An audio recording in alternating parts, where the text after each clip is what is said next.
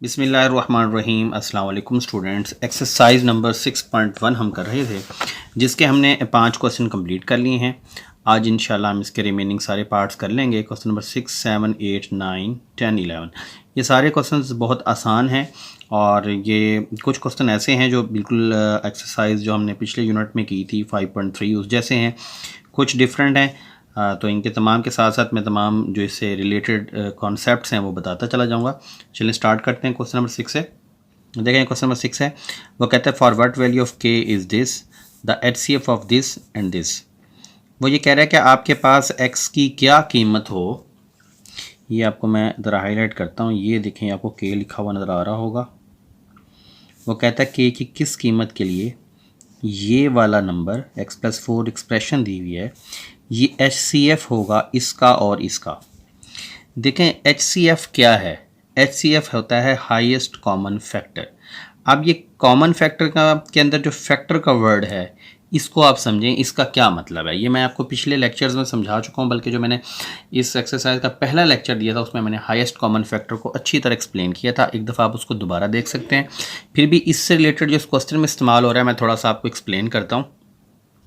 मिसाल के तौर पे मैं आपको दिखाता हूँ कि अगर आपके पास एक 10 है और मैं कहता हूँ जी 10 के जो फैक्टर्स हैं वो बता दें, तो देखें 10 जो है वो 1 पे डिवाइड पूरा हो सकता है, 10 2 पे पूरा डिवाइड हो सकता है, 10 5 पे पूरा डिवाइड हो सकता है, 10 10 पे पूरा डिवाइड हो सकता है। तो ये सारे के सारे इसके फैक्टर्स हैं। देखें फैक्टर इसलिए कहते हैं कि अगर हम 10 को अंदर रख के 1 पे डिवाइड करें तो 1 10 द 10 होगा, ये पूरा डिवाइड होगा और रिमाइंडर जो है वो आपके पास 0 आएगा। इसी तरह आप कोई भी नंबर, इन फैक्टर में से कोई भी नंबर ले लें, आप 10 को अंदर रख के जब आप इस पर डिवाइड करेंगे तो पूरा डिवाइड होगा और रिमाइंडर आपके पास 0 बचेगा। ये रिमाइंडर वाले जो क्वेश्चन थे ये याद करें, हमने 5.3 के अंदर भी कुछ इस किस्म की डिस्कशंस की थी और वहाँ पे मैंने आपको ये सारा कॉन्सेप्ट क्लियर करवाया था। तो अगर ये इसका फैक्टर होगा, यानी 2 इसका फैक्टर है तो रिमाइंडर 0 आएगा, 5 इसका फैक्टर होगा तो रिमाइंडर 0 आएगा, इसी तरह 10 इसका फैक्टर है तो रिमाइंडर 0 आएगा। अब ये फैक्टर हाईएस्ट कॉमन फैक्टर भी हो सकता है। हाईएस्ट कॉमन फैक्टर भी यही है, जो हमारे पास कॉमन फैक्टर होगा वो अपने जो भी नंबर होगा उस पे डिवाइड करने से रिमाइंडर आपको 0 देगा। तो यहाँ पर भी कुछ ऐसी ही गुफ्तगू उसने की है, यहाँ पर भी उसने कुछ ऐसी ही बात की है। वो कहता है x+4 जो है वो HCF हो इसका और इसका, तो k की वैल्यू हमने बतानी है कि इसमें k की वैल्यू क्या है। तो देखें आपके पास अगर x+4 एक एक्सप्रेशन है और ये भी एक एक्सप्रेशन है और कहता है कि ये इसका जो है वो HCF है, तो इसका मतलब है जब हम इसको इस पे रख के डिवाइड करेंगे तो हमारे पास रिमाइंडर 0 बचेगा। तो डिवाइड करने के लिए एक लंबा प्रोसेस है, हमने वो प्रोसेस भी सीखा हुआ है, लेकिन उस प्रोसेस से ज़्यादा आसान हमारे पास जो हमने 5.3 के अंदर एक ट्रिक सीखी थी जिसके अंदर हम रिमाइंडर थ्योरम यूज़ करते थे और आप जो है रिमाइंडर निकाल लेते थे, वो वाला हम मेथड यूज़ करेंगे इसके अंदर k की वैल्यू को फाइंड आउट करने के लिए। तो इस मकसद के लिए हम क्या करते थे, ये जो हमारे पास एक एक्सप्रेशन है, एक हम इसको और इस एक्सप्रेशन को अलग अलग नाम दे देंगे। एक को हम px कह देते हैं, एक को हम qx कह देते हैं। उसके बाद x+4 को इस पे और इस पे रिमाइंडर थ्योरम के ज़रिए डिवाइड करेंगे और दोनों के रिमाइंडर निकालेंगे, और वो रिमाइंडर अगर k की वैल्यू निकालनी है और ये इसके फैक्टर हैं तो रिमाइंडर इक्वल टू 0 लेंगे और आंसर निकाल लेंगे। तो इस मकसद के लिए मैं स्टार्ट करता हूँ। देखिए सोल्यूशन में सबसे पहले मैं इसको लिख लेता हूँ, px is equal to x² + x minus 2k + 2। अब देखें इसको एक दफ़ा दोबारा कर लेता हूँ, x² + x माइनस 2k - 2। अब आप देखें इसके अंदर हमने इसका HCF ये x+4 है। इस x+4 को अगर मैं इसमें पुट करूँगा तो मेरे पास जो रिमाइंडर है, ये असल में रिमाइंडर ही होगा, वो क्या निकलेगा 0। हम इसको इक्वल टू 0 भी कर सकते हैं, चले हम आगे जाके करेंगे, फ़िलहाल तो ये रिमाइंडर निकलेगा। तो अब अगर मैं यहाँ से ये जो x+4 है इसको यहाँ पे रख के, देखिएगा इसको स्टेप को, अगर मैं इसको लिख लूँ x+4 इक्वल टू 0 और x की यहाँ से वैल्यू फाइंड कर लूँ -4, जहाँ जहाँ मुझे x नज़र आए वहाँ पर अगर मैं -4 पुट कर दूँ तो कुछ ये सूरत हाल बनेगी, -4 का स्क्वायर प्लस -4 -2k -2। देखिए -4 की पावर 2 क्या हो जाएगा 16, -4 -2k -2। इसके बाद देखें 16 और ये -4 और -2 है, इन दोनों को इकट्ठा कर लें। 16 -4 और -2 हो जाएगा -6 -2k। ये आ जाएगा 16 में 6 चला जाए तो 10 -2k। अब मज़ीद इसको सिंप्लीफाई करना पॉसिबल नहीं है, तो हम यहाँ कह सकते हैं एज x+4 इज़, क्योंकि उसने खुद कहा हुआ है कि ये इसका HCF है, is HCF of polynomial p of x, so remainder equal to 0। ये जो हमारे पास रिमाइंडर निकला हुआ है इसको हम इक्वल टू 0 कर लेंगे, यानी हम लिख लेंगे 10 -2k इज़ इक्वल टू 0। अब देखिए हमने k की वैल्यू निकालनी है, -2k है, इक्वल के उधर जाकर क्या हो जाएगा प्लस, तो 10 इक्वल टू 2k। 2 को इधर डिवाइड कर लें तो 10/2, 2 1 2, 2 5 10, तो आपके पास k की वैल्यू क्या निकलेगी 5। तो ये आपका रिजल्ट निकला। यही हमने फाइंड आउट करना था कि k की वैल्यू क्या होगी। अभी हमने इस एक्सप्रेशन को यूज़ किया, अब हम इस एक्सप्रेशन को यूज़ करेंगे। इसको भी हम कोई ना कोई नाम दे देते हैं, जैसे इसको हमने px कहा था, इसको हम qx कह लेते हैं। यहाँ पे आप लिख लेते हैं अगेन या नाउ लिख लें आप, qx इज़ इक्वल टू, ये जो वैल्यू लिख रहा हूँ 2x² plus kx, 2x² plus kx -12। अच्छा, अब ये भी तो रिमाइंडर होगा जब इसके अंदर हम वैल्यू को पुट करेंगे। अब इसके अंदर भी हमने यही -4 को रिप्लेस करना है, तो यहाँ आप लिख लें remainder q into -4 is equal to 2 into -4 plus k -4 -12। ये आ जाएगा आपके पास 2, 4 की पावर 2 क्या हो जाएगा 16 -4k -12, 16 to the 32 -12 -4k, 32 में से आप 12 को माइनस कर लें तो आ जाएगा 20 -4k। अब मज़ीद इसको सॉल्व करना पॉसिबल नहीं है, तो अगेन हम लिख देंगे as x+4 is highest common factor of polynomial p of x, so your remainder is equal to 0। तो अब हम क्या करेंगे, ये जो रिमाइंडर आपको 20 -4k नज़र आ रहा है, इसको हम इक्वल टू 0 कर लेंगे। अब देखें माइनस का 4k इक्वल के उधर जाकर प्लस हो जाएगा, 20 इज़ इक्वल टू 4k। 4 यहाँ मल्टीप्लाई और यहाँ डिवाइड करेंगे, 20/4 इक्वल टू k, 4 1 4, 4 5 20। तो आपके पास k की वैल्यू क्या निकलेगी 5। तो देखें इस एक्सप्रेशन में भी k की वैल्यू 5 निकली। तो यूँ बेटा आपका ये क्वेश्चन कंप्लीट हुआ। चलते हैं क्वेश्चन नंबर 7 की तरफ। ये देखें बेटा क्वेश्चन नंबर 7 है, इसमें भी वो कह रहा है कि अगर if x+3 x - 2 is highest common factor of two polynomials px ये पूरा एंड qx ये पूरा, then find k and l। बिल्कुल क्वेश्चन नंबर 6 की तरह ही है। उसके अंदर हमें यहाँ पर एक नंबर दिया हुआ था और उसके बाद दो एक्सप्रेशंस दी हुई थी। हमने इन दोनों नंबर्स, इसमें जो सिंगल नंबर था उस नंबर को इस पे और इस पे डिवाइड किया था बाय यूजिंग रिमाइंडर थ्योरम, और उसके बाद हमारे पास k की वैल्यू निकली थी।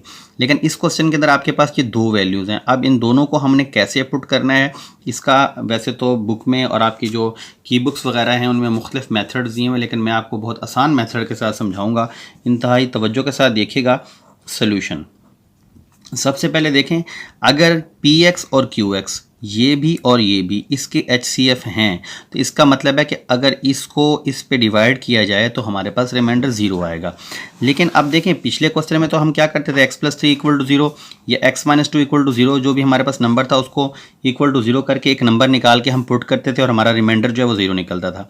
अब देखें यहाँ पर x+3 है, अगर x+3 को, बल्कि मैं यहाँ एक दफ़ा लिख लूँ फिर आपको समझाता हूँ, px is equal to x+3 and 2x की 2 माइनस 3x प्लस k। ये हमारे पास एक एक्सप्रेशन है, जो पॉलिनोमियल उसने दी हुई थी वो ये है, इसका HCF ये है। अगर ये इसका HCF है तो इसका मतलब है अगर इसको मैं इस पर डिवाइड कर दूं तो हमारे पास रिमाइंडर 0 बचेगा। तो मैं इस पर ना इसको डिवाइड ही कर लेता हूँ, ऐसे भी आप कर सकते हैं। हम लिख लेते हैं एज, ये जो आपके पास है x+3 x - 2 is HCF of P of x। पहले हम इस P ऑफ x को ले रहे हैं। देखें अगर ये चीज़ इसका HCF है और इसको इस पे डिवाइड करें तो x+3 से x+3 कट ऑफ हो जाएगा। देखें हमने ये पढ़ा था कि अगर डिवाइड करें तो रिमाइंडर 0 आता है। तो देखें x+3 से x+3 कट जाएगा, सिर्फ आपके पास x-2 बच जाएगा। तो इसको हम यहाँ पे प्रैक्टिकली कर लेते हैं। अगर मैं इसको लिख लूँ x+3 2x की 2 माइनस 3x प्लस k और इसको डिवाइड कर लूँ मैं इस पे x+3 x माइनस 2, तो ये तो गया कट। अब बच गया हमारे पास ये 2x की 2 माइनस 3x प्लस k और डिवाइड बाय x माइनस 2। देखें ये बच गया। अब अगेन हम वही पॉलिनोमियल वाला जो वही रिमाइंडर थ्योरम वाला मेथड लगाएंगे, यानी px लिख लेते हैं। ये बच गया हमारे पास 2x की 2 माइनस 3x प्लस k और ये जो x माइनस 2 है हमारे पास, इसको इक्वल टू 0 करें तो x की वैल्यू हमारे पास 2 बच जाएगी। अब देखें जहाँ जहाँ आपको x नज़र आ रहा है वहाँ वहाँ आप पुट कर लें 2, तो आपके पास रिमाइंडर आ जाएगा 2 की पावर 2 माइनस 3 2 प्लस k। 2 की पावर 2 4 और 4 2 कितना हो जाएगा हमारे पास 8, तो 8 माइनस 6 प्लस k, तो क्या आ जाएगा 8 में 6 किया 2 प्लस k। ये आपके पास रिमाइंडर निकला। हमें पता है कि ये उसने खुद ही बताया हुआ है कि ये इसका HCF है, तो इसका मतलब है कि रिमाइंडर जो है वो हमारे पास 0 होगा। तो हम लिख लेते हैं as x minus 2 is factor या HCF of polynomial, so remainder equal to 0। तो अब हम रिमाइंडर इक्वल टू 0 कर लेते हैं, तो क्या होगा 2 plus k is equal to 0। 2 इधर प्लस का इक्वल की उधर जाकर क्या हो जाएगा माइनस, तो k इक्वल टू क्या आ जाएगा -2। तो k की वैल्यू आपके पास फाइंड हो गई। अब हमने निकालनी है इसी तरह l की वैल्यू।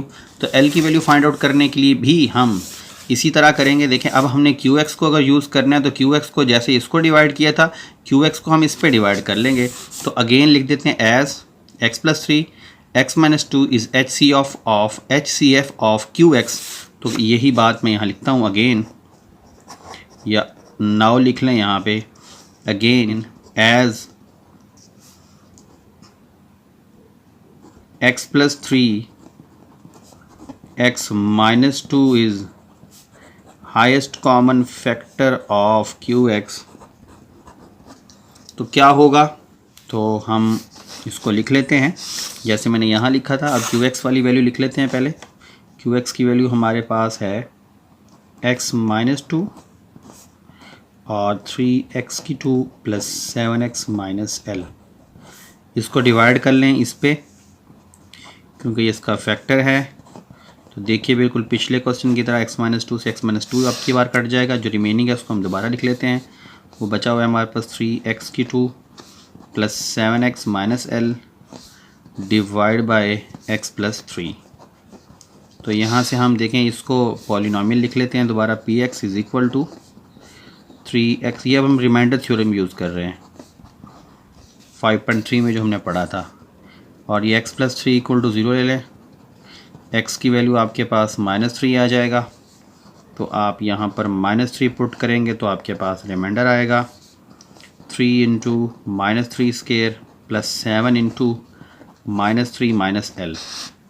देखें 3 का स्केयर क्या होगा +9 और 9 3 27 7 3 21 माइनस l। 27 में से 21 को अगर हम माइनस कर ले तो 6 माइनस l बच जाएगा। अब मज़ीद ये पॉसिबल नहीं है इसकी फैक्टराइजेशन करना या इसको सिंप्लीफाई करना, तो ये आपके पास रिमाइंडर निकला। अब हम लिखेंगे जैसे यहाँ हमने लिखा था as x minus 2 is a factor of polynomial, तो यहाँ पे हम लिखेंगे एज x माइनस ये जो x+3 है ये इसका फैक्टर है, तो हम लिखेंगे as x+3 is HCF of, या फैक्टर भी लिख सकते हैं, of qx, so remainder equal to 0।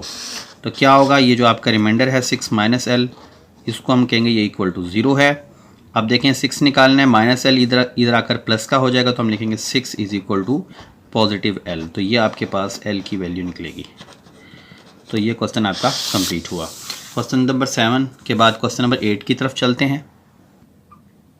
जी बेटा, क्वेश्चन नंबर 8 से पहले मैं आपको एक बहुत इंपॉर्टेंट रिज़ल्ट और एक आपको फार्मूला सिखाना चाहता हूँ। देखें, फॉर एग्ज़ाम्पल अगर आपके पास एक नंबर है P और वो है आपके पास 8, एक और नंबर है आपके पास Q, वो आपके पास है 12। ये दो हमारे पास नंबर है, एक P है और एक आपके पास Q है। अगर हम P और Q का LCM और HCF निकालें तो मैंने आपको तरीक़ाकार सारा सिखाया हुआ है। मैं इसके सामने ही इसका LCM और HCF निकालता हूँ। अगर मुझे HCF निकालना है तो सबसे पहले मुझे 8 के फैक्टर बनाने होंगे। ये चीज़ जो मैं आपको सिखा रहा हूँ ये आएगी तो आपको नेक्स्ट क्वेश्चन समझ आएंगे। 12 के फैक्टर अगर मैं बनाऊँ तो 2 × 2 × 3। अब अगर मुझे HCF निकालना है तो HCF निकालने के लिए मुझे क्या करना होगा, इसके कॉमन एलिमेंट्स निकालने होंगे। ये इसके कॉमन एलिमेंट्स हैं, यानी HCF हमारे पास क्या निकला, 2 × 2 = 4। तवज्जो से बात को समझिएगा, ये आपके पास हाईएस्ट कॉमन फैक्टर निकला। अब इसी तरह हम LCM निकालते हैं। LCM निकालने का हमने जो फार्मूला पढ़ा था वो था common factor multiply by uncommon factor. देखें, कॉमन फैक्टर तो हमने निकाले हैं, वो क्या निकला है 4, और अनकॉमन फैक्टर क्या निकला है 2 और 3, यानी 2 × 3 = 6। इसको अगर मैं मल्टीप्लाई कर लूँ तो मेरे पास 24 आ जाएगा। तो ये आपके पास LCM निकला। अब यहाँ पे जो चीज़ समझाना चाहता था वो ये था कि आपके पास एक रिज़ल्ट है कि अगर कभी जो आपको नंबर्स दिए गए हैं, अगर एक P है और एक Q है, उन दोनों को मल्टीप्लाई किया जाए और उसके बाद LCM और HCF को भी मल्टीप्लाई किया जाए तो दोनों के आंसर सेम आते हैं। तवज्जो से बात को समझिएगा, यहाँ से मैं आपको बहुत कीमती रिज़ल्ट बताने वाला हूँ। देखिए, P और Q हमारे पास क्या था, एक 8 था और एक 12। तो P की जगह हम अगर 8 और Q की जगह हम 12 लिख लें, इसी तरह LCM की जगह हम 24 और HCF की जगह हम 4 लिख लें। ये जो हमने रिज़ल्ट निकाले मैंने वही लिखे हैं। देखें, ऊपर जो जो वैल्यूज़ जैसे जैसे दी गई थी मैंने बिल्कुल वैसे ही लिख ली हैं। और अब इनको मल्टीप्लाई करें। देखें, 12 को 8 से मल्टीप्लाई करें तो हमारे पास 96 आता है। इसी तरह 24 को अगर हम 4 से मल्टीप्लाई कर लें तो इससे भी हमारे पास 96 आता है। यानी अगर हम PX को QX के साथ मल्टीप्लाई करें, PX को P और Q यानी PX और QX, ये तो मैं नंबर्स में बता रहा हूँ। अभी हम जब पॉलिनोमियल्स में आएंगे तो फिर हमारे पास बात कुछ ऐसी होगी। यानी हमारे पास लिखा होगा PX मल्टीप्लाई QX और इसका रिज़ल्ट होगा LCM मल्टीप्लाई बाय HCF के बराबर। ये चीज़ आप लोगों ने याद करनी है। देखें, अगर हम ये दोनों जो हमें क्वेश्चंस में वैल्यू दी होंगी इनको और LCM और HCF को आपस में मल्टीप्लाई करेंगे तो हमारे पास आंसर हमेशा सेम आएगा। इसका फ़ायदा क्या है, इसका फ़ायदा मैं भी आपको दिखाता हूँ। देखिए, फॉर एग्जांपल आपको ये P नहीं दिया गया, फॉर एग्जांपल ये P नहीं दिया हुआ आपको, ये 8 आपको नहीं दिया हुआ। अगर P आपको यहाँ पे 8 नहीं दिया हुआ तो इसका मतलब है कि यहाँ पर P ही रहता। अच्छा, फिर यहाँ पर क्या रहता आपके पास 12। अब ये 12 यहाँ के डिवाइड होता तो P = 96/12 करके देखें। इसको जब आप डिवाइड करेंगे तो आपके पास 12 8 96 आ जाएगा, यानी P की वैल्यू निकलेगी। यानी अगर आपके पास P Q और ये जितनी वैल्यूज़ दी हुई हैं इनमें से कोई एक वैल्यू, यानी इन 4 में से P Q और LCM और HCF, इन 4 में से अगर आपको कोई सी 3 वैल्यूज़ दे दे और एक वैल्यू मिस कर दे तो आपको वो निकालने का तरीक़ाकार इसी फार्मूले से मिलेगा। देखिए, अगर आपको PX निकालना है और बाकी 3 वैल्यूज़ दी हुई हैं तो QX को आप यहाँ डिवाइड कर दें, आपके पास फार्मूला बन जाएगा PX = LCM multiply by HCF over QX। तो यहाँ से आप QX पुट करके PX निकाल सकते हैं। इसी तरह अगर आपको QX निकालना होता तो फिर आप लिखते LCM multiply by HCF over PX। अब की बार आप देखें PX को नीचे ले आएँ, ये आपके पास फार्मूले बन गए 3। इसी तरह अगर आप LCM और HCF निकालना चाहते हैं, LCM निकालना चाहते हैं तो HCF को यहाँ डिवाइड कर दें, यानी लिख दें LCM = PX multiply by QX by HCF। देखें, मैंने HCF को नीचे ले आया हूँ यहाँ से। इसी तरह अगर आप HCF निकालना चाहते हो तो फिर आप क्या करें, PX multiply by QX over में आप LCM लगा दें तो आपके पास HCF निकलेगा। तो ये आपके पास सारे फार्मूलाज हैं। बेसिकली आइडेंटिटी आपके पास ये है, इस एक रिजल्ट से ये अगले 4 रिजल्ट्स निकलते हैं। अब हम जो नेक्स्ट क्वेश्चन करने वाले हैं उसमें हम ये वाला रिजल्ट यूज़ करेंगे, इसलिए मैंने आपको इसकी एग्जाम्पल देकर तफसील से समझाया। चलिए अब हम क्वेश्चन करते हैं इसका। देखें ये क्वेश्चन नंबर 8 है, इस क्वेश्चन को गौर से समझें। वो कहता है the LCM and HCF of two polynomials px and qx are this and this respectively. If polynomial px is this, find qx. Question के पूरे हिस्से को अच्छी तरह समझें। इसके दो हिस्से हैं। पहले तो वो कहता है कि LCM और HCF ये दो चीज़ें हैं किसकी, ऑफ टू पॉलिनोमियल्स, px की और qx की, आर। इस px और qx को उसने देखें यहाँ पे ना r लगा के बताया है कि LCM और HCF ये हैं r 2x की 4 - 1 एंड x + 1 x की 2 + 1 रिस्पेक्टिवली। रिस्पेक्टिवली का मतलब ये है कि जैसे उसने LCM और HCF की तरतीब लिखी है यही तरतीब आपकी 2x की 4 यानी ये आपके पास पहले वाला LCM है और HCF ये सेकंड वाला HCF है। वो कहता है अगर आपके पास px ये हो देन फाइंड qx। तो मैंने आपको बताया था, याद होगा, कि आपको 4 में से 3 चीज़ें दी हुई होंगी। अब हम सोल्यूशन में इन चारों बातों को लिख लेते हैं और फिर देखते हैं कौन सी चीज़ दी हुई और कौन सी नहीं। तो सबसे पहले हम सोल्यूशन में लिख लेते हैं कि हमारे पास LCM क्या है, उसके बाद HCF क्या चीज़ है, उसके बाद एक पॉलिनोमियल px होना चाहिए और एक पॉलिनोमियल qx होना चाहिए। 4 चीज़ें होती हैं इन क्वेश्चंस के अंदर। सबसे पहले देखें LCM है, तो पहले वाला LCM ये है 2 × x की 4 - 1। HCF का है तो ये HCF आपके पास क्या होगा, ये वाला देखें ना, ये आपके पास LCM है पहले वाला, दूसरा HCF ये आपके पास है x + 1 और x की 2 + 1। उसके बाद पॉलिनोमियल px है, ये पहले वाला, ये आपके पास है x की 3 + x की 2 + x + 1। और qx को वो कहता है कि फाइंड आउट करें, तो इसके ऊपर मैं लगा लेता हूँ क्वेश्चन मार्क। देखें अब आपके पास 4 में से 3 चीज़ें गिवन है, तो हम यहाँ पे जो आइडेंटिटी यूज़ करेंगे, यहाँ पे आप लिख लें as we now that identity आप पूरी लिख लें। पहले क्या थी आइडेंटिटी कि px को अगर qx के साथ मल्टीप्लाई किया जाए तो LCM और HCF का प्रोडक्ट निकलता है। देखिए अब आपने निकालना क्या है qx को। अगर आपने qx को निकालना है तो px जो यहाँ मल्टीप्लाई हो रहा है इक्वल के उधर जाकर डिवाइड हो जाएगा।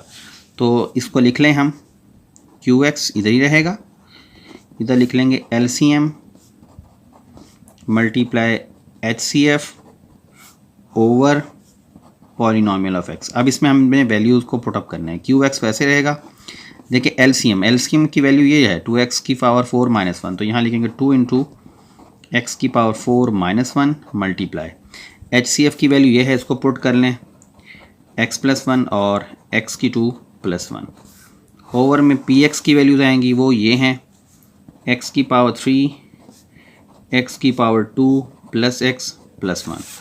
देखिए ये आपके पास 2 है, ये x की 4 - 1 है। ये जो x की पावर 4 - 1 है ये मैंने आप लोगों को लास्ट टाइम जो लेक्चर दिया था उसके अंदर भी बताया था कि आपके पास जब x की पावर 4 - 1 है तो आप x की पावर 4 - 1 की पावर 4 भी लिख सकते हैं।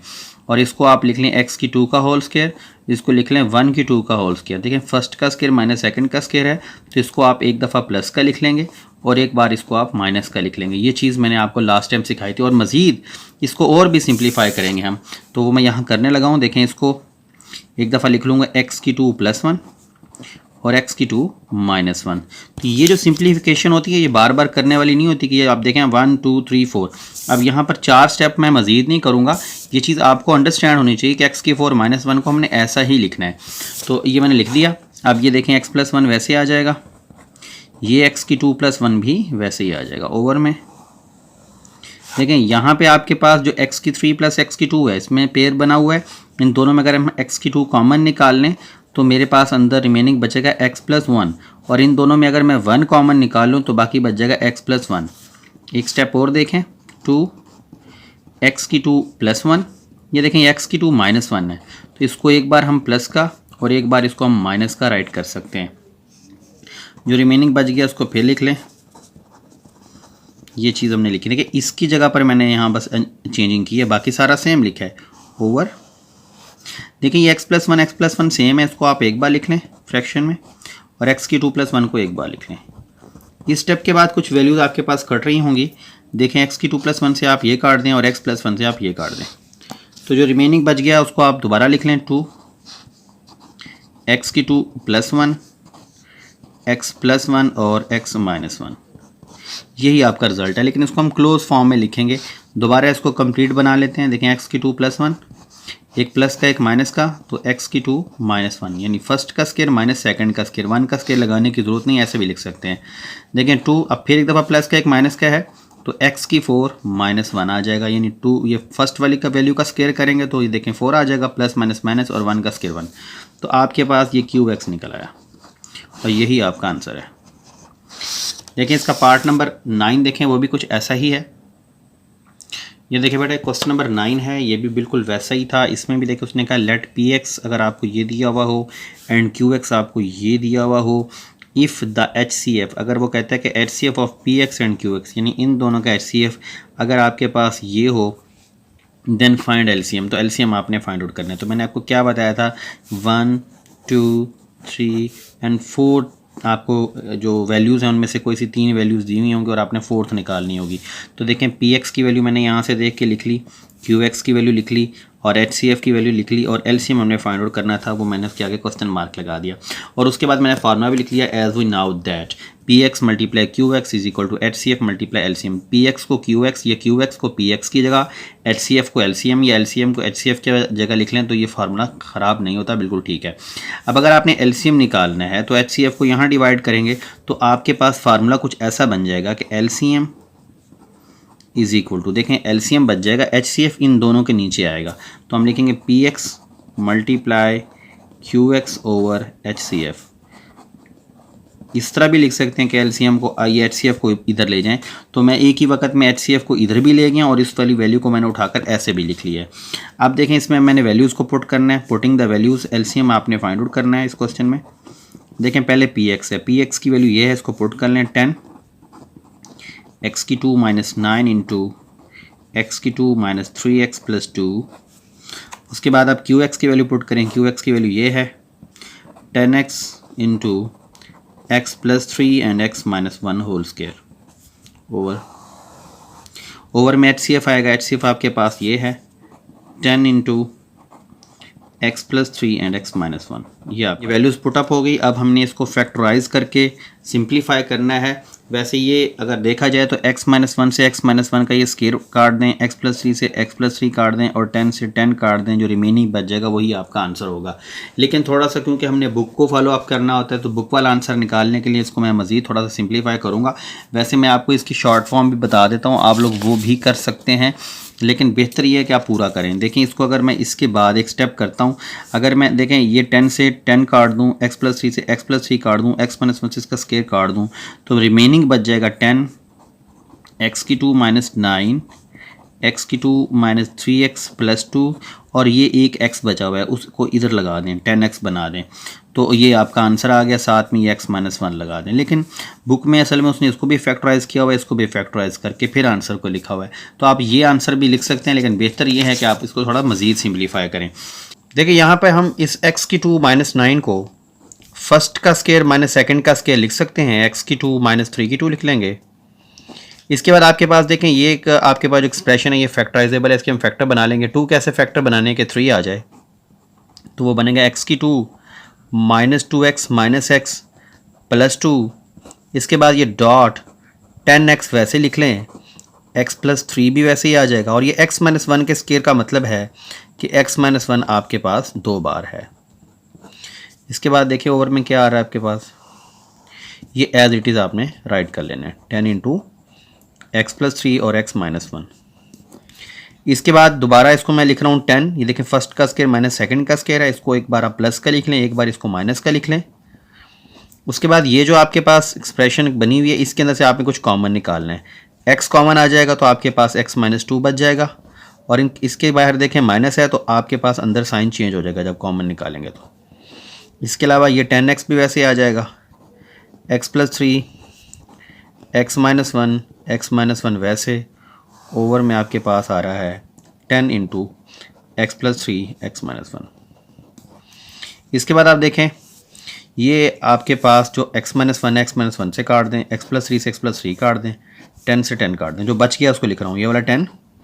ये जो x था इस x को मैं इसके साथ लिख लेता हूँ। अच्छा इसके बाद ये x प्लस थ्री आप ऐसे लिख लें फ़िलहाल, x माइनस थ्री भी, x माइनस टू को आप एक बार लिखेंगे और x माइनस वन को भी आप एक बार लिखेंगे और एक x माइनस वन ये भी है। नेक्स्ट स्टेप के अंदर देखें ये 10x, x प्लस थ्री और x माइनस थ्री, इसको दोबारा हम लिख सकते हैं फर्स्ट का स्केयर माइनस सेकंड का स्केयर, यानी 3 का स्केयर 9 आ जाएगा। ये x माइनस टू हम वैसे लिख देंगे, जबकि यहाँ देखें x माइनस वन 2 टाइम है तो x माइनस वन का होल स्केयर आ जाएगा। तो ये बेटा आपका इसका रिजल्ट आ गया। इसके बाद चलते हैं नेक्स्ट क्वेश्चन की तरफ। क्वेश्चन नंबर 10 देखें। क्वेश्चन नंबर 10 की स्टेटमेंट को देखें, ये थोड़ी सी उससे चेंज है लेकिन काम इसमें भी हमने वैसा ही करना है। वो कहता है लेट द प्रोडक्ट, यानी प्रोडक्ट है किस चीज़ का, एलसीएम और एचसीएफ का। अब की बार उसने एलसीएम और एचसीएफ को मल्टीप्लाई करके आपको ये दे दिया है। वो कहता है let the product of LCM and HCF of 2 polynomial is this if one polynomial, अगर एक पॉलिनोमियल यानी पी एक्स या क्यू एक्स ये हो एंड द सेकंड पॉलिनोमियल ये हो, फाइंड द वैल्यू ऑफ के। तो मैंने इसमें से डाटे को निकाल के यहाँ लिखा है। देखें सोल्यूशन के अंदर सबसे पहले उसने कहा था एलसीएम और एचसीएफ का प्रोडक्ट, तो एलसीएम मल्टीप्लाई एचसीएफ ये चीज़ थी, ये लिखी। उसके बाद पहले वाले को मैंने पी एक्स और दूसरे वाले को क्यू एक्स का नाम दिया, आप जिसको मर्जी पी एक्स या क्यू एक्स का नाम दें।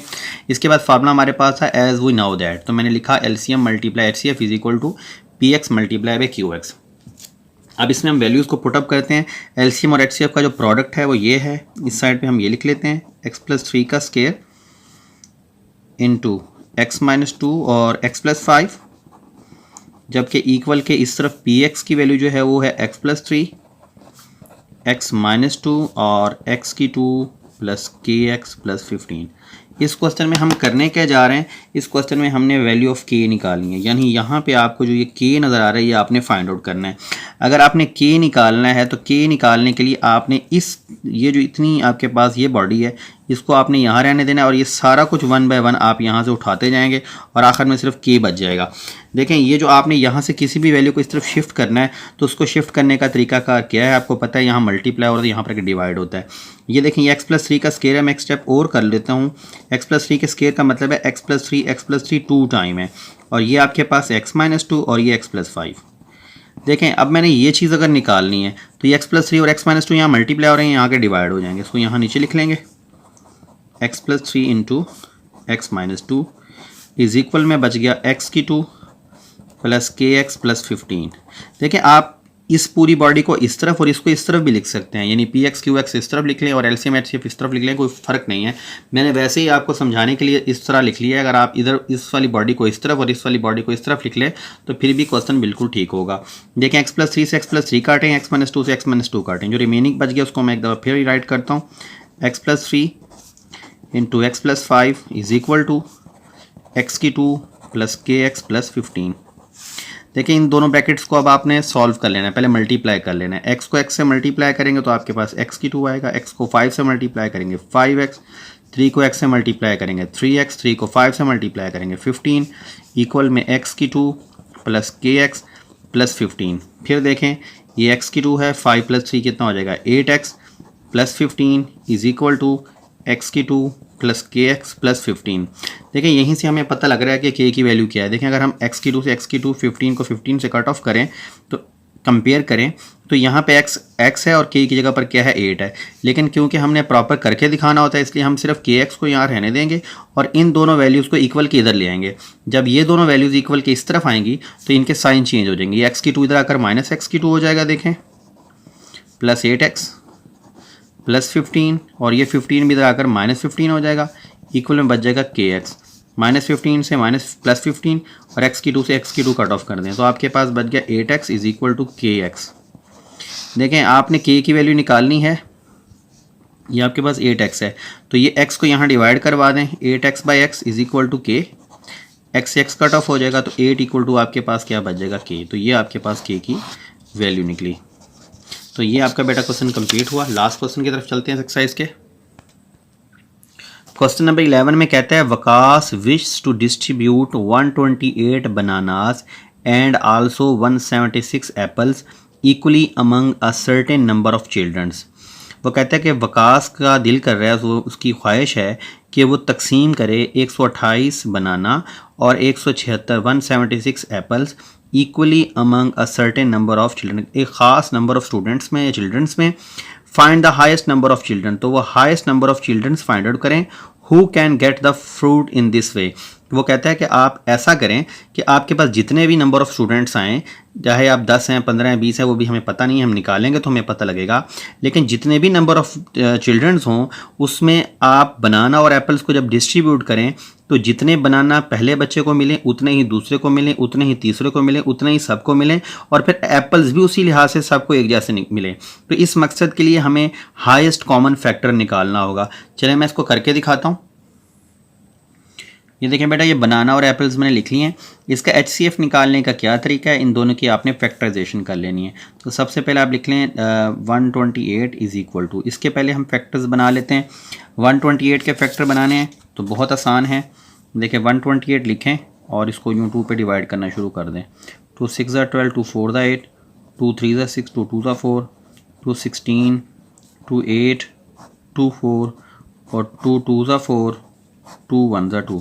तो 1 2 3 4 5 6 7 टाइम 2 आया। तो यहाँ पे आप लिख लें 1 2 3 4 5 6 और एक 7। इसके बाद 176 लिख लें। अब 176 के भी आपने ऐसे ही फैक्टर बना लेने हैं। यहाँ हम बना लेते हैं 176 के भी। 2 8 the 16, 1 carry 2 8 the 16, 2 4 the 8, 2 4 the 8, 2 2 the 4, 2 2 the 4, 2 1 the 2, 2 1 the 2, 11 1 the 11। तो 1 2 3 4 टाइम 2 आया आपके पास, 1 2 3 4, और एक दफ़ा आपके पास 11 आया था। अब अगर आप हाईएस्ट कॉमन फैक्टर निकालना चाहते हैं इसका, तो देखें जो कॉमन एलिमेंट्स हैं वो निकालने 1 2 3 और एक 4, 4 टाइम 2 आपके पास सेम है। अब हम इनको आपस में मल्टीप्लाई कर लेते हैं। 2 2 द 4, 4 2 द 8 और 8 2 द 16। तो ये आपके पास हाईएस्ट कॉमन फैक्टर निकल आया।